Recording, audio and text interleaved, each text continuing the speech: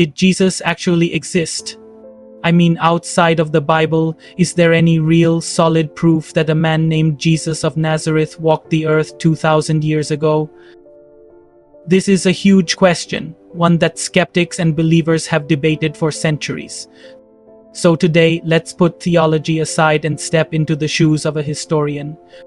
We're going on an evidence hunt, searching for Jesus in the records of the ancient world, completely outside of biblical texts. What does history really say? First, let's be clear about what we can realistically expect to find. We're talking about a peasant preacher from a relatively unimportant corner of the Roman Empire who had a ministry of maybe 3 years and was executed as a criminal. For someone like that, finding any mention in ancient sources is actually pretty remarkable. We wouldn't expect Roman senators to be writing lengthy biographies about him while he was alive. The records we're looking for will likely be brief, maybe even hostile, and written decades after the events. So where do we start our search? Let's begin with the most famous non-Christian source, the Roman historian Tacitus. Around the year 116 AD, Tacitus was writing his Annals, a history of the Roman Empire, while describing Emperor Nero's persecution of Christians after the Great Fire of Rome in 64 AD. He drops this bombshell. He writes, Christus, from whom the name had its origin, suffered the extreme penalty during the reign of Tiberius at the hands of one of our procurators, Pontius Pilatus. Let's break that down. Tacitus, a Roman historian with no love for Christians, he calls their faith a deadly superstition, independently confirms several key details. He mentions a figure named Christus, which is the Latin form of Christ.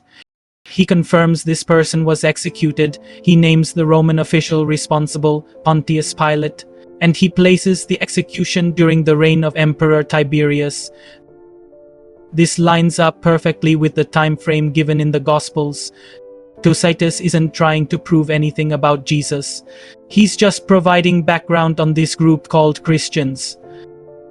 For him, the existence and execution of their founder was just a known fact.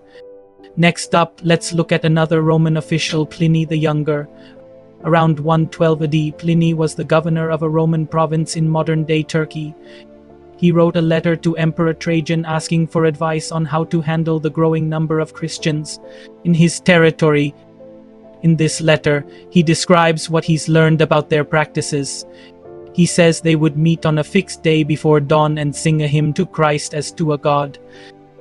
This is fascinating. Pliny shows that by the early 2nd century, a community of people existed who were worshipping Christ as a divine figure. They weren't just honoring a wise teacher, they were treating him like a god. While this doesn't tell us about the historical man, it confirms the very early and powerful impact he had, leading to a distinct religious movement that was significant enough to get a Roman governor's attention. Pliny's letter confirms the existence of early Christians and the object of their worship, Christ. But what about Jewish sources? Surely if a Jewish preacher was causing such a stir, his own people would have written about him.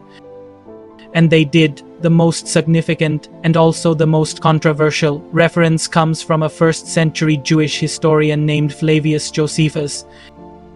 In his work, Antiquities of the Jews, written around 93 AD, there's a passage known as the Testimonium Flavianum. The passage describes Jesus as a wise man, a doer of wonderful works, and a teacher of men.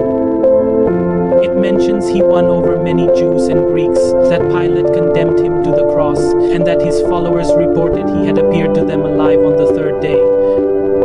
Now, this passage is controversial because it sounds a little too much like something a Christian would write.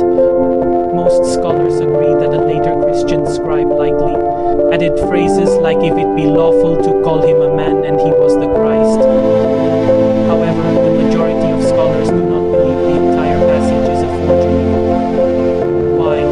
Because if you remove the obvious Christian additions, you're left with a core text that fits perfectly with Josephus' writing style. A version of this passage found in an Arabic translation from the 10th century is much more neutral. It says, at this time there was a wise man who was called Jesus.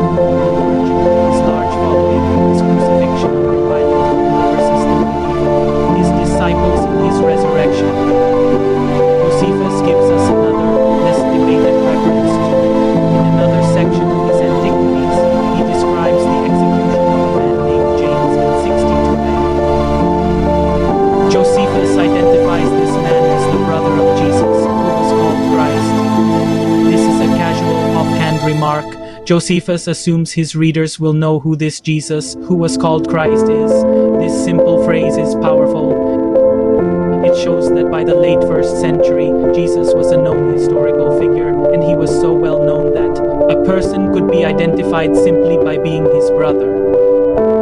It links a known historical figure, James, directly to Jesus. Beyond the big names like Tacitus and Josephus, there are other, more subtle clues. There's a Syrian philosopher named Mara Barsareku who wrote a letter to his son sometime after 73 AD. In it, he compares the deaths of Socrates, Pythagoras, and the wise king of the Jews. He says the Jews gained nothing from executing their wise king, as their kingdom was destroyed shortly after. While he doesn't name Jesus, the context makes it highly probable he's referring to him. He sees Jesus as a historical wise man, unjustly killed by his own people. We also have early Greek writers like Lucian of Samosata, a satirist who mocked Christians in the 2nd century. He wrote about their crucified sophist and their belief in brotherhood and eternal life. Again, he's hostile, but he doesn't for a second doubt that the founder of this movement was a real person who was crucified. For Lucian, the existence of Jesus wasn't a joke. The beliefs of his followers were. So let's put all the pieces together. What does this non-biblical evidence tell us? From these ancient, non-Christian sources alone, we can construct a basic profile. We know there was a Jewish man named Jesus. He was known as a wise and virtuous teacher who performed remarkable deeds. He gathered a large following of both Jews and non-Jews. He was called Christ or the Messiah. His brother's name was James.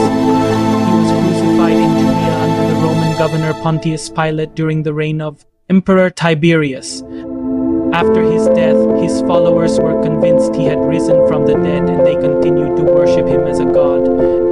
And this movement grew so large that it drew the attention and sometimes the anger of Roman officials. This is a remarkable amount of information, and it all comes from sources who had no interest in promoting Christianity. In fact, most of them were hostile to it. They weren't trying to prove Jesus existed. They were simply reporting on the history